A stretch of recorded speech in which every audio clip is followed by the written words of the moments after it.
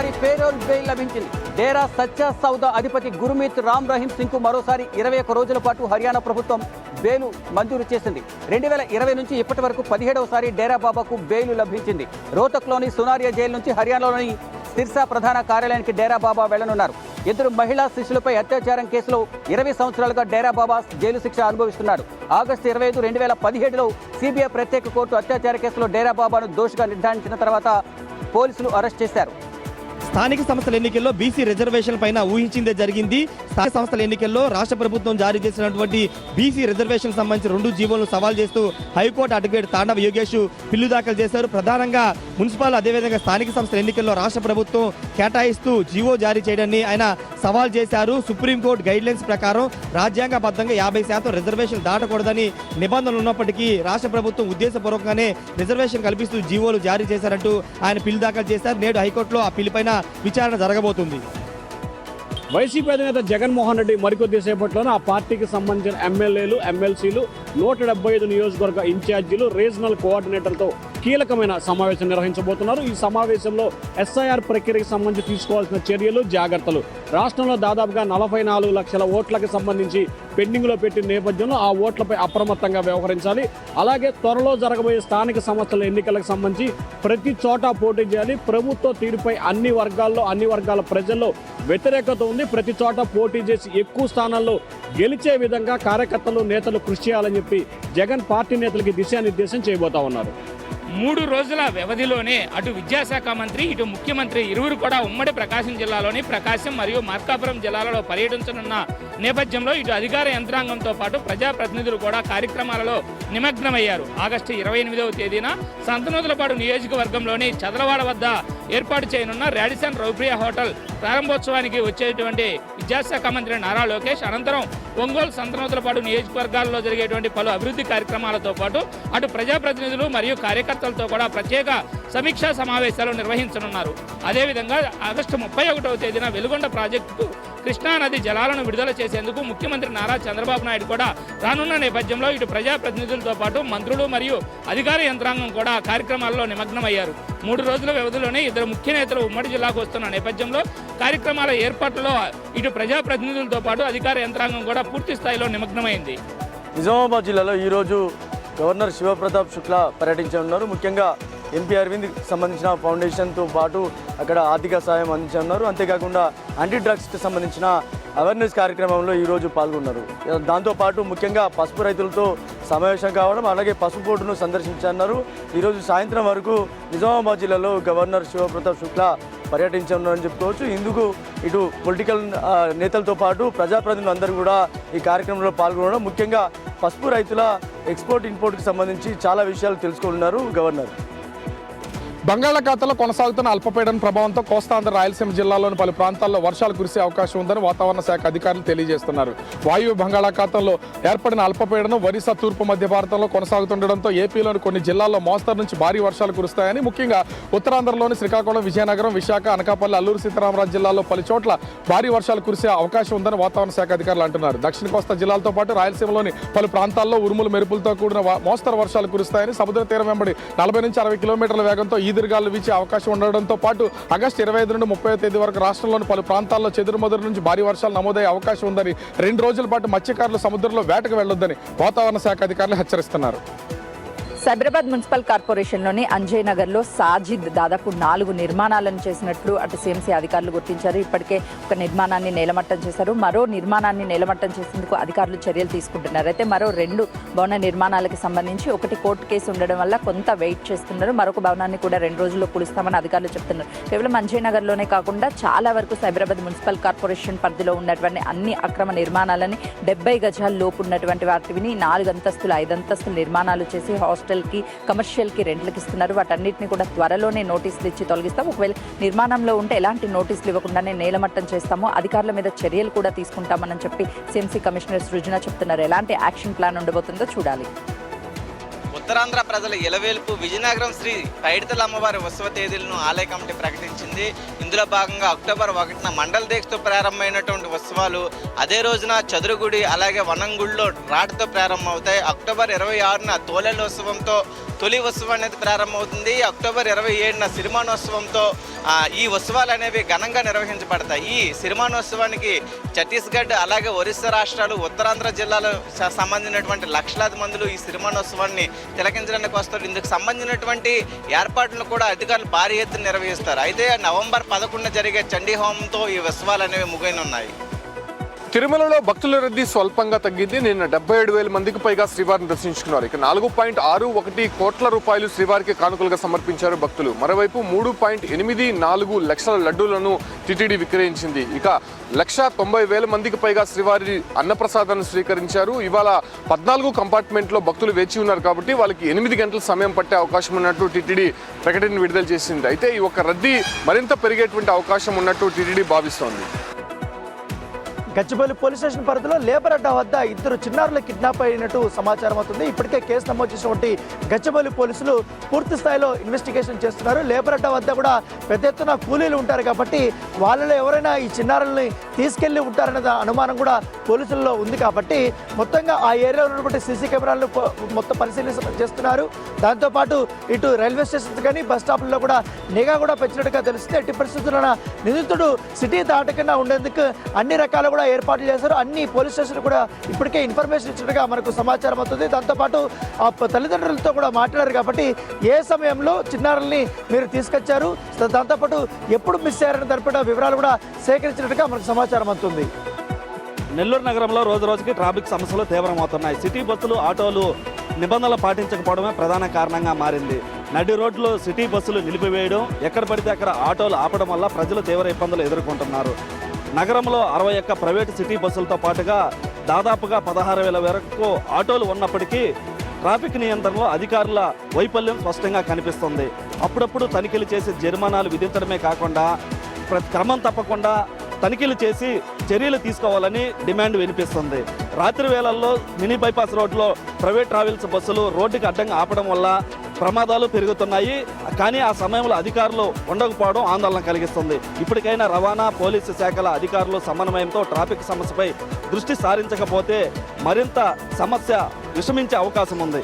మహారాష్ట్రలోని చంద్రపూర్ జిల్లా రాజురా పట్టణం మరోసారి కాల్పులతో ఉలిక్కిపడింది. నిన్న సాయంత్రం కోర్టు ఆవరణలో కొబ్బరి బొండాల దుకాణంలో కూర్చొనున్న వినోద్ అనే వ్యక్తిపై 2 యువకులు ద్విచక్ర వాహనంపై వచ్చి 3 రౌండ్ల కాల్పులు జరిపారు. ఈ కాల్పుల్లో వినోద్ తల మరియు ఛాతీ భాగాల్లో నుంచి బుల్లెట్లు దూసుకుపోయాయి. దీంతో తీవ్రంగా గాయపడిన వినోద్ను స్థానిక ఆసుపత్రికి తరలించే లోపే కన్ను మూశాడు. ఇందుకు సంబంధించి 2 యువకులు తామే కాల్పులు జరిపినట్లయితే స్థానిక పోలీస్ స్టేషన్లో లొంగిపోయారు. పాత కక్షలే ఈ కాల్పులకు కారణమంటూ తెలుస్తుంది. ఇందుకు సంబంధించి కేసు నమోదు చేసిన పోలీసులు దర్యాప్తు చేపడుతున్నారు. ఫీజుల బకాయి బీజేపీ లడాయి అనే నినాదంతో తెలంగాణ బీజేపీ రాష్ట్ర అధ్యక్షుడు రామచంద్ర 48 గంటల నిరాహార దీక్షకి కూర్చున్నారు. దాదాపు 15,000 కోట్ల ఫీజు రియంబర్స్మెంట్ బకాయిలు విడుదల చేయకుండా 40 లక్షల మంది విద్యార్థుల జీవితాలతో కాంగ్రెస్ ప్రభుత్వం ఆడుకుంటుంది అంటూ ఆయన ఆరోపిస్తున్నారు. నిన్న ఉదయం 10ంటికి స్టార్ట్ అయిన నిరాహార దీక్ష ఈరోజు సాయంత్రం 4ంటికి ముగియనుంది. ఆయనకి తెలంగాణ బీజేపీలోని ఎమ్మెల్యేలు, ఎమ్మెల్సీలు, ఎంపీలు అందరూ కూడా సంఘీభావం తెలుపుతున్నారు. ప్రభుత్వం దిగిరాకపోతే అసెంబ్లీని ముట్టడించడానికైనా వెనకాడమంటూ ఆయన చెప్తున్నారు. అసలు ప్రభుత్వం దిగొస్తుందా, ఏం జరుగుతుందో చూడాల్సిందే. నాగర్ కర్నూలు జిల్లా అచ్చంపేట నియోజకవర్గం నల్లమల్ల అటవీ ప్రాంతంలోని ఐటీడీఏ కార్యాలయం ముందు నేరు చెంచులు ఆందోళన చేపట్టనున్నారు. గడిచిన 15 ఏళ్లుగా ఒకే అధికారి ఉండడం వల్ల చెంచు సంక్షేమ అభివృద్ధి పథకాలు పూర్తిగా ఆగిపోయాయని వారు ఆందోళన వ్యక్తం చేస్తున్నారు. ఎన్నిసార్లు చెప్పినా పట్టించుకోకుండా ప్రభుత్వం కొత్త వారిని నియమించుకోకపోవడం వల్ల తమ చెంచు జాతికే ప్రమాదం సంభవిస్తుందని, మొత్తంగా త్వరితగతిన ప్రభుత్వం దీనిపై స్పందించి వెంటనే కొత్త వారి నియామకం చేపట్టాలని, లేదంటే నిరసన కార్యక్రమాన్ని మరింత ఉధృతం చేస్తామని చెంచులు డిమాండ్ చేస్తున్నారు. ఏదేమైనప్పటికీ 6 జిల్లాలకు సంబంధించి ఒకే అధికారి ఉండడం వల్ల స్థానికంగా ఉన్నటువంటి చెంచులకు తీవ్ర ఇబ్బందులు ఎదురవుతున్నాయి. మొత్తంగా దీన్ని పరిష్కరించే వరకు తమ పోరాటం కొనసాగుతుందని చెంచులు డిమాండ్ చేస్తున్నటువంటి పరిస్థితి నల్లమల్ల అటవీ ప్రాంతంలో కనపడుతుంది. పశ్చిమ గోదావరి జిల్లా ఆకివీల్లో గుర్తు తెలియని మహిళ హత్య కేసును పోలీసులు ఛేదించారు. మహిళ కాలికి అమర్చిన స్టీల్ రాడ్ ఆధారంగా ఆ మహిళ వివరాలను కనుగొన్నారు. హైదరాబాద్లో ఆ మహిళ కాలికి స్టీల్ రాడ్ అమర్చినట్లుగా పోలీసులు గుర్తించి భీమవరానికి చెందిన ఉప్పాడ దేవిగా గుర్తించారు. ఉప్పాడ దేవి భర్త నారాయణరావు అనుమానంతో భార్య వేధింపులు భరించలేకే ఆమెను అత్యంత ఘోరంగా అపార్ట్మెంట్లోనే పేకనూల్మి హత్య చేసి అనంతరం ఉప్పుటేరు వద్ద పడేసినట్లుగా పోలీసులు గుర్తించారు. ఉప్పాడ నారాయణరావును పోలీసులు అరెస్ట్ చేసి రిమాండ్కు పంపించారు. ఎటువంటి క్లూ లేకపోయినా హత్య కేసును త్వరితగతిన ఛేదించిన ఆకివీడు సిఐ పోలీసులను అడిషనల్ ఎస్పీ విశ్వనాథ్ అభినందించారు. మెదక్ జిల్లా శివంపేట మండలంలోని చందంపేట శివార్లో ఉన్నటువంటి రసాయన పరిశ్రమల నుంచి వచ్చే నీటితో స్థానికంగా ఉన్నటువంటి చెరువులు కుంటలు కాలుష్యం కావడంతో వాటిని పీసీబీ అధికారులు పరిశీలించి శాంపుల్స్ని సేకరించారు.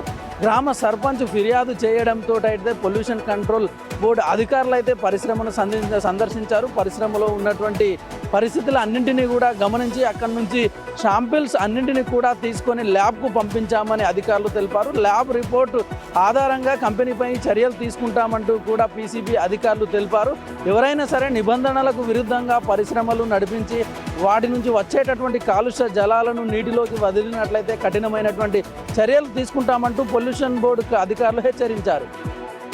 బీసీ భవన్ అభివృద్ధి కోసం బీసీ సంఘాలతో అధికారులు నిర్వహించిన సమావేశం రసాభాసంగా మారింది. కొంతకాలంగా బీసీ భవన్ విషయంలో వివాదాలు నెలకొంది. పాత పాలకవర్గం కేవలం తమ స్వార్థం కోసం బీసీ భవన్ వాడుకుంటారంటూ కూడా కొత్త పాలకవర్గం ఆరోపిస్తుంటే, పాత పాలకవర్గం మాత్రం ఎట్టి పరిస్థితుల్లో బీసీ భవన్ కేవలం బీసీ సంఘాలు బీసీ విద్యార్థి భవిష్యత్తు కోసం వాడాలనుకుంటూ డిమాండ్ చేసి అయితే ఇరు వర్గాల మధ్య వివాదం నెలకొన్న నేపథ్యంలో అధికారులు కేవలం బీసీ భవన్కి ఇరు వర్గాల సమన్వయంతో నిర్వహించాలి, లేదంటే మాత్రం ఖచ్చితంగా బీసీ భవన్ నిర్వహణ అధికారులు తీసుకుంటారని కూడా హెచ్చరించారు. అనంతపురం జిల్లా గుంతకల్లు బీసీ హాస్టల్లో డిగ్రీ విద్యార్థి సుమన్ పాము కాటుకు గురయ్యారు. భోజనానంతరం హాస్టల్ బయట కూర్చొని ఉండగా ఈ ఘటన జరిగింది. చికిత్స కోసం ప్రైవేటు ఆసుపత్రికి తరలించారు. ప్రస్తుతం నిలకడగా ఉన్నట్టు వైద్యులు తెలిపారు. ప్రభుత్వ భవనంలో హాస్టల్ ఏర్పాటు చేయాలని విద్యార్థులు డిమాండ్ చేస్తూ రోడ్డుపైన బైఠాయించారు. సోషల్ వెల్ఫేర్ డీడీ అక్కడికి చేరుకొని విద్యార్థులను శాంతింపజేశారు. సుమన్ ఆరోగ్య పరిస్థితి గురించి వైద్యులను అడిగి తెలుసుకున్నారు. మెరుగైన వైద్యం అందించాలని వైద్యులకు సోషల్ వెల్ఫేర్ డీడీ సూచించారు. గత కొద్ది రోజులుగా వర్షాలు లేకపోవడంతో ఎండిపోతూ కనిపిస్తున్న నాగవల్ నది ప్రజెంట్ జలకలను సంతరించుకుంటుంది. ఎగువన కురిసిన భారీ వర్షాలతో నాగవల్ నది వరద ప్రవాహం క్రమంగా పెరిగింది. దీంతో ఎగువన ఉన్న నారాయణపురం ఆనకట్ట వద్ద ఇన్ఫ్లో 11,000 కాగా అవుట్ఫ్లో 9,000 కొనసాగుతుంది. దీంతో నాగావళి నదికున్న కుడి ఎడమ కాలువల్లో వరద ప్రవాహం కూడా పెరిగింది. ఒకవైపు రైతులకు సాగునీరు అందించడంతో రైతుల్లో కూడా ఆనందం వ్యక్తమవుతుంది. గత కొద్ది రోజులుగా వర్షాలు లేకపోవడంతో రైతులు కూడా చాలా ఇబ్బందులు పడ్డారు. సో దీనివల్ల రైతుల్లో ఆనందం వ్యక్తమవుతుంది. భద్రాద్రి కొత్తగూడెం జిల్లాలో వైరల్ వ్యాధులతో అల్లాడిపోతున్న ప్రజలు ఆందోళన వ్యక్తం చేస్తున్న వైద్యులు గడిచిన 2 రోజుల నుంచి వాతావరణంలో మార్పు రావడం వలన కూడా చిరుపాటి వర్షాలు కురవడంతో ఆ పరిసర ప్రాంత ప్రజలు ఇల్లెందు, మనుగురు, పాల్వంచ ప్రాంత ప్రజలంతా కూడా ఒక్కసారిగా రోగాల బారిన పడుతున్నారు. ఒకవైపున టైఫాయిడ్తో పాటు మలేరియా వ్యాధులు విజృంభిస్తున్న నేపథ్యంలో ఆ ప్రభుత్వ ఆసుపత్రులు బెడ్ సామర్థ్యం తక్కువగా ఉండడం, రోగులు కాస్త కిటకిటలాడిపోతున్న నేపథ్యం అవుతుంది. అధిక సంఖ్యలో రోగులు రావడంతో కూడా వైద్యం అందించలేక వైద్యులు ఆవేదన వ్యక్తం చేస్తున్నారు. ఇకనైనా సంబంధిత పాలకులు అధికారులు పూర్తిస్థాయి దృష్టి సారించి 50 పడకలు ఉన్నటువంటి పాల్వంచ, ఇల్లందు ప్రభుత్వ ఆసుపత్రులకు సంబంధించి కాస్త వాటి సామర్థ్యం పెంచే విధంగా చర్యలు చేపట్టాలని కోరుతున్నారు రోగులు. శ్రీశైల బ్రహ్మరాంబ మల్లికార్జున స్వామివార్ల దర్శనానికి భక్తుల రద్దీ సర్వసాధారణంగా కొనసాగుతుంది. భక్తులు మొదట కళ్యాణకట్టలో తలనీలాలు సమర్పించి పాతాళగంగలో స్నానం ఆచరించి శివనామ స్మరణంతో భక్తులంతా క్యూ కాంప్లెక్స్లో వేచి ఉన్నారు. క్యూ కాంప్లెక్స్లో వేచి ఉన్న భక్తులకు దర్శనానికి 2 గంటలు పట్టే అవకాశం ఉందని, వేచి ఉన్న భక్తులకు పాల నీళ్లతో పాటు అల్పాహారం ఏర్పాటు చేశామని, భక్తులంతా సంయమనం పాటించాలని, భక్తులకు ఎలాంటి అసౌకర్యాలు లేకుండా అన్ని రకాల చర్యలు చేపట్టామంటూ ఆలయ ఈవో శ్రీనివాసరావు తెలిపారు. ఈరోజు జరిగే కార్యక్రమాలన్నీ కూడా యథావిధిగా జరగనున్నాయి. సెప్టెంబర్ 5న హస్టల్లో సీజేపీ శాంతియుత మార్చుకు పిలుపునిచ్చింది. జూలై 25న యువతకు కేంద్ర ప్రభుత్వం ఇచ్చిన హామీలు అమలు చేయడంలో విఫలమైందని ఆరోపిస్తూ కాక్రోచ్ జనతా పార్టీ నిరసనకు పూనుకుంది. ఇండియా గేట్ నుంచి ఢిల్లీ పోలీస్ ప్రధాన కార్యాలయం వరకు మార్చ్ కొనసాగనుంది. మృతి చెందిన నీట్ బాధితుల కుటుంబాలు, పోలీసుల దౌర్జన్యానికి గురైన బాధితులు మార్చుకు నాయకత్వం వహించనున్నారు. విద్యార్థులు, యువజన సంఘాలు, యువత పెద్ద సంఖ్యలో పాల్గొనాలని సీజేపీ పిలుపునిచ్చింది. ఆగస్టు 10 సుప్రీంకోర్టు కోరిన కేంద్రం స్పష్టమైన హామీ ఇవ్వలేదని సీజేపీ ఆరోపించింది. ఇచ్చిన మాటను ప్రభుత్వం నిలబెట్టుకోవాలని సీజేపీ డిమాండ్ చేసింది. స్థానిక సంస్థల ఎన్నికల నేపథ్యంలో ఎవరు ఎన్ని చోట్ల పోటీ చేయాలి, ఎవరికి ఎన్ని సీట్లు ఇవ్వాలనేది వచ్చే వారంలో ఆంధ్రప్రదేశ్కు సంబంధించిన టీడీపీ, జనసేన, బీజేపీ 3 పార్టీలు సమావేశం కాబోతున్నాయి. ఈ సమావేశం కత్తి మీద సాము లాంటిది. ఎందుకంటే ఎవరికి వారు గతంలో తాము త్యాగం చేశాం, ఈసారి ఎక్కువ స్థానాలు కావాలని చెప్పి 3 పార్టీలు కూడా మొండి పట్టుదలతో ఉన్నాయి. కానీ నాయకులు ఎలాగున్నామని గ్రౌండ్ లెవెల్లో ఉన్న ద్వితీయ శ్రేణి నేతలు మాత్రం ఈసారి కొంతమంది త్యాగాలకి సిద్ధం కావాలి, ప్రతిసారి మేమే త్యాగాలకు సిద్ధం కావాలని కార్యకర్తలు అయితే మాత్రం ఆందోళన చెందుతూ ఉన్నారు. తిరుపతిలో జరిగిన అమరావతి ఛాంపియన్షిప్ క్రీడా పోటీలు ప్రారంభోత్సవంలో పాల్గొన్నటువంటి హోంమంత్రి అనితకు స్వల్ప గాయమైంది. ప్రారంభోత్సవం సందర్భంగా ఆమె గ్రౌండ్లో ఉండగా ఒక డ్రోన్కి సంబంధించినటువంటి బ్యాటరీ పైనుంచి కింద పడి ఆమె చేతికి స్వల్ప గాయమైంది. దీంతో అక్కడ ఉన్నటువంటి సెక్యూరిటీ అలర్ట్ అయ్యి వెంటనే ఆ డ్రోన్ ఎగరేసినటువంటి వ్యక్తిని అదుపులోకి తీస్తున్నారు. అయితే శాప్కి చెందినటువంటి ఒక ప్రైవేట్ డ్రోన్ ఎగరేసినట్టయితే గుర్తించారు. అయితే వెంటనే ఆ డ్రోన్ను స్వాధీనం చేసుకున్న ఆ వ్యక్తిని కూడా ప్రస్తుతం పోలీసులు విచారిస్తున్నారు. అయితే ఆమె అక్కడ పోటీల్లో పాల్గొన్నటువంటి సందర్భంగానే పైన ఎగురుతున్న ఎగురుతున్నటువంటి డ్రోన్ ఒక్కసారిగా కింద పడి ఆ ఒక్క చేతికి గాయమైనట్టయితే తెలుస్తుంది. అయితే దీనిపైన హోంమంత్రి అనిత కూడా స్పందించారు. తనకి చిన్న గాయమైంది, దానివల్ల పెద్ద ఇబ్బంది ఏమీ లేదని కూడా ఆమె స్పందించడంతో అటు సెక్యూరిటీ సిబ్బంది అంతా కూడా ఊపిరి పీల్చుకున్నారు. కేంద్రం ముఖ్యమంత్రి రేవంత్ రెడ్డి అమెరికా పర్యటనకు అనుమతి నిరాకరించడం పైన సంచలన కామెంట్ చేశారు. తెలంగాణ పైన కేంద్ర ప్రభుత్వం వివక్షత చూపిస్తుంది, అందులో భాగంగానే తనకు అనుమతి ఇవ్వలేదు. ఇది ఒక ముఖ్యమంత్రి రేవంత్ రెడ్డికి జరిగిన అవమానం కాదు, 4 కోట్ల తెలంగాణ ప్రజలకు జరిగినటువంటి అవమానంగా ఆయన భావిస్తున్నారు.